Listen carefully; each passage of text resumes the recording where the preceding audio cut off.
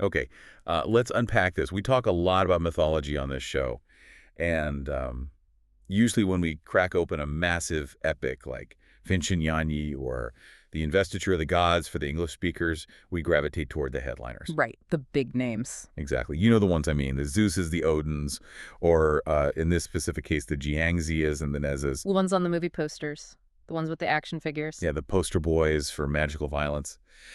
But today we are doing something a little different. We are taking a deep dive into the weeds of the source material to look at a character who, if I'm being totally honest, I kind of glazed over when I first read the stories. We are talking about Chi Jing Zi. Chi Jing Zi, yes. And it is actually funny you say you glazed over him because that reaction is central to why this deep dive is so fascinating. Right. Because looking at the source material we have today, the big question isn't just who is he, it's about his rank. Like, is this guy a B-list celebrity in the pantheon? Is he just a backup singer for the real heroes? Or have we all just been misreading the organizational chart for hundreds of years? Exactly. It is a very common misconception. Because he is not as flashy as some of the others, people assume he is second-rate. But the mission of our discussion today, based entirely on the texts, is to correct that assumption. If you actually look at the hierarchy of the Chan Sect, Chi Jing Zi isn't some extra in the background.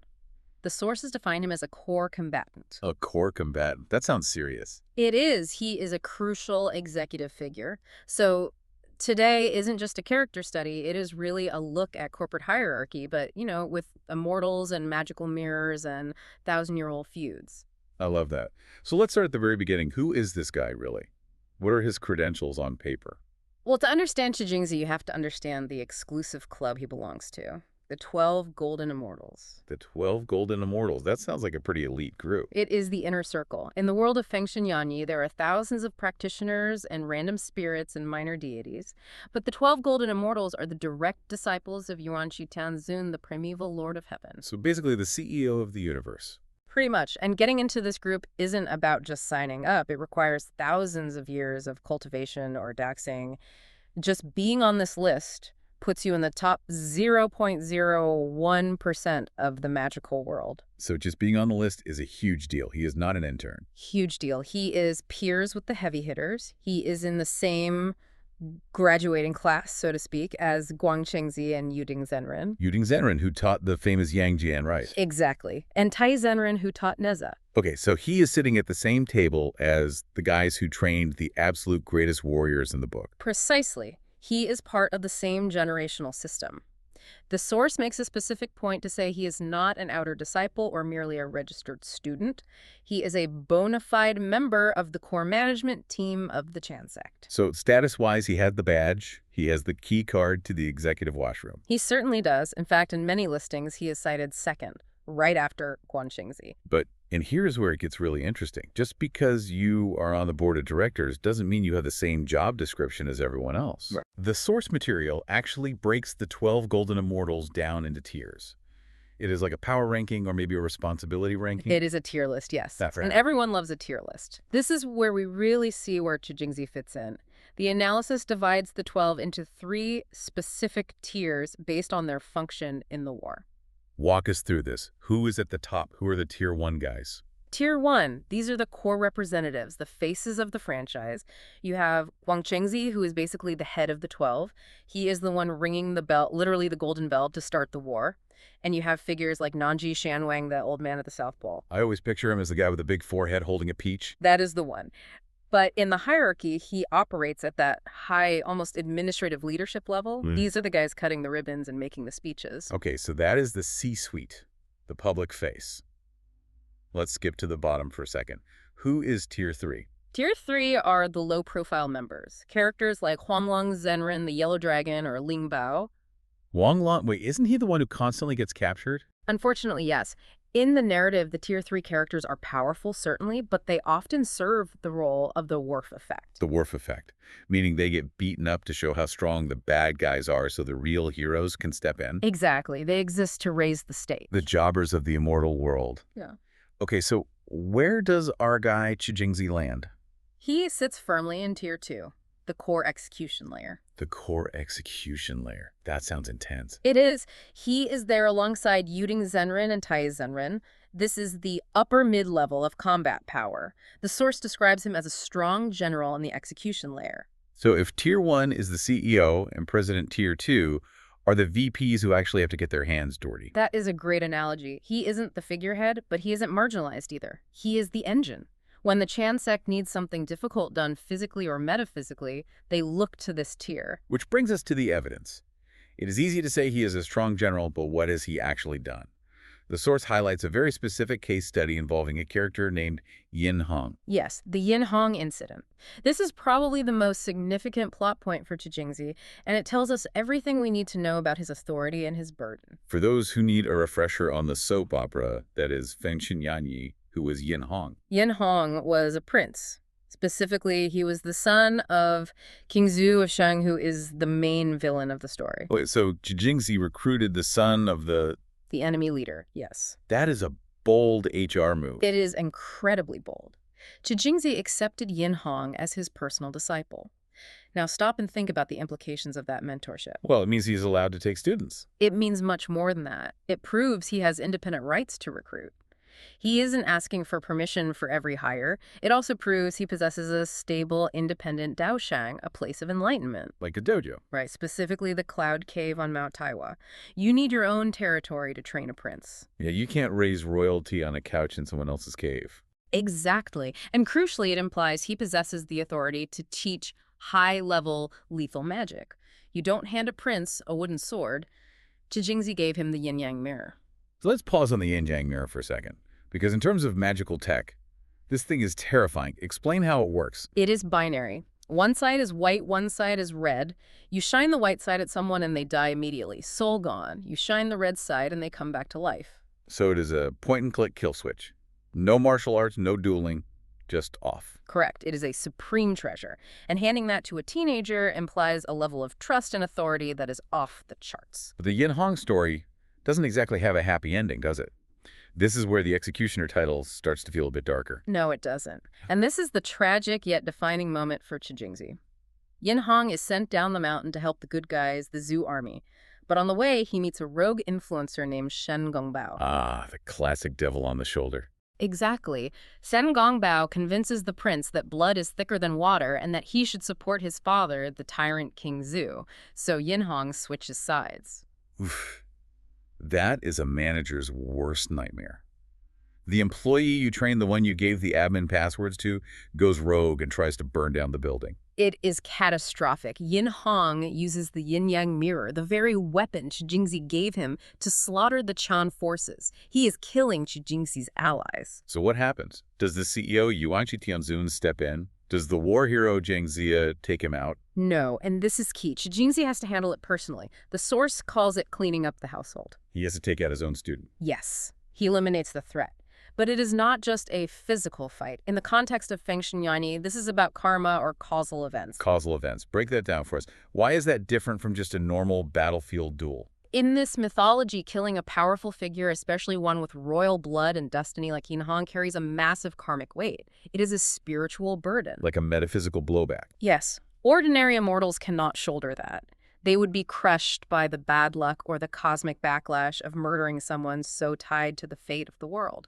So the fact that Chi Jing Zi could pull the trigger, so to speak, and survive the spiritual fallout, that is the proof of his power. That is the ultimate proof. It shows he is powerful enough to process that karma. He is an executor of causality. Scene in the book is pretty gut-wrenching, isn't it? He doesn't just blast him from a distance. No.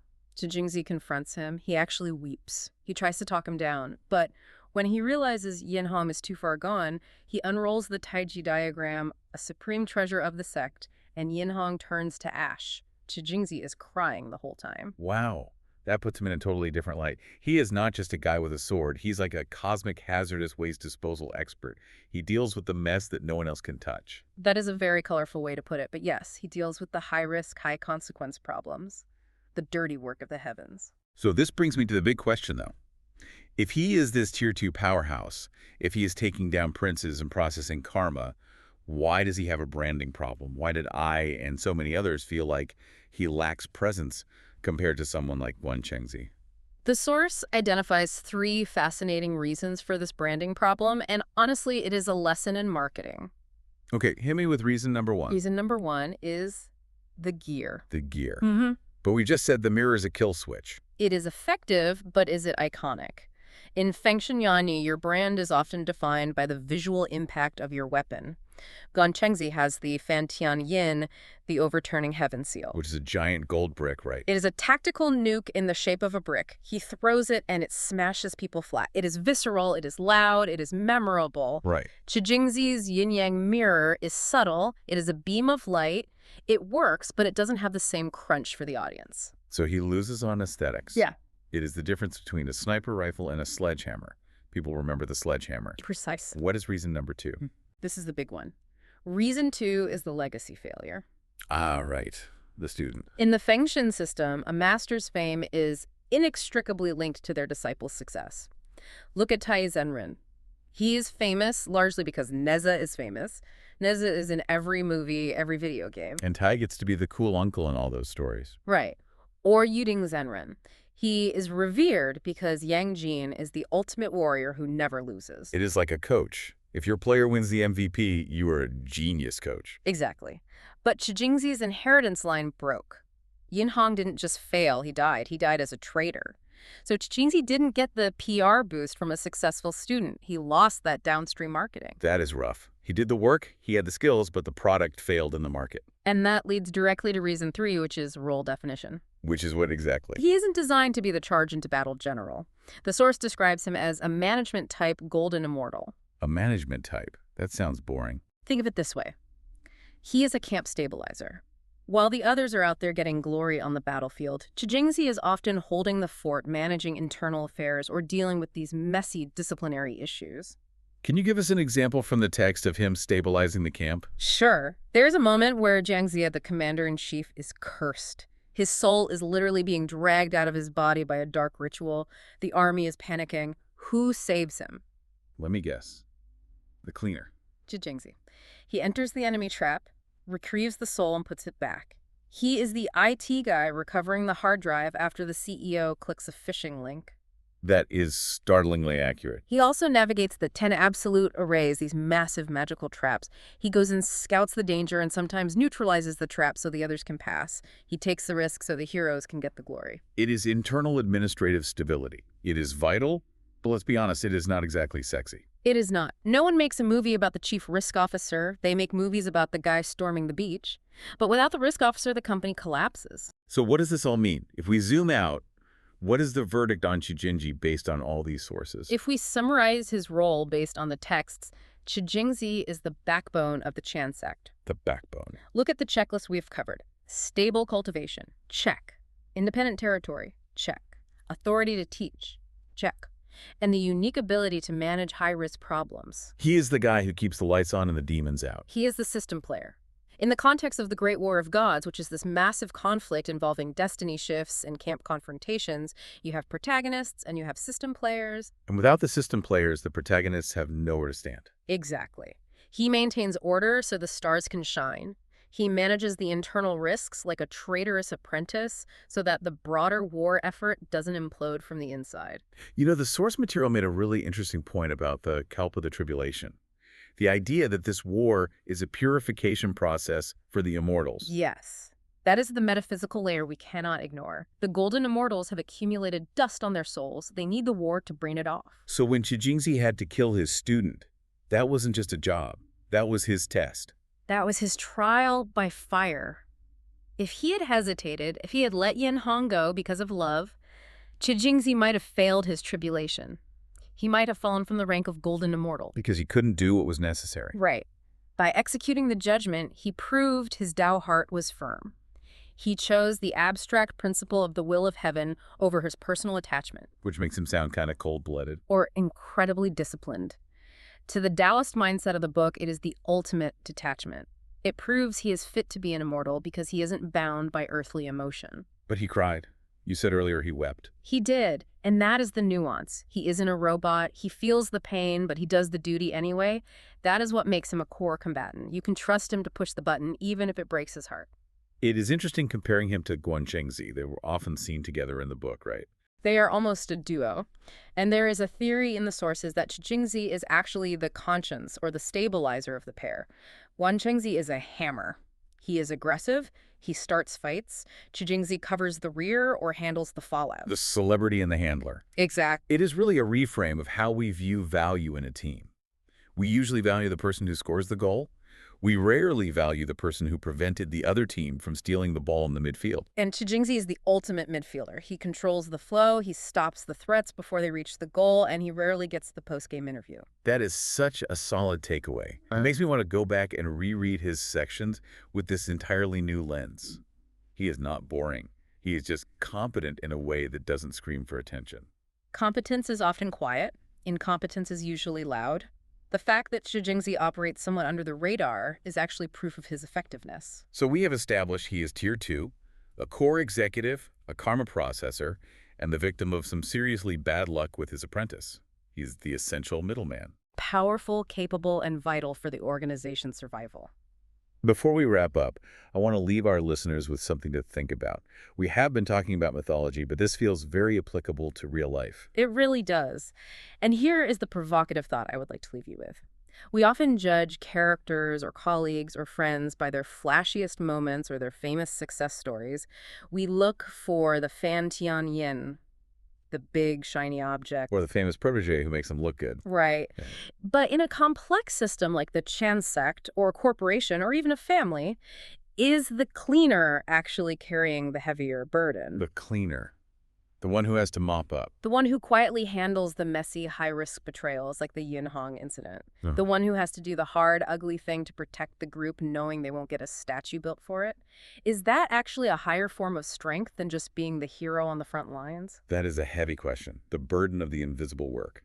It is. And Chi Jing Zi carries that burden better than anyone in the epic. Well, on that note, we will leave you to ponder the Chi Jing Zis in your own life. Maybe give them a little nod of appreciation today. Buy them a coffee. Yeah. They have probably put out 3 fires this morning that you didn't even know about. And they won't brag about it, so you have to notice it yourself. Thanks for diving deep with us into the weeds of Feng Shen Yanya. We will see you next time.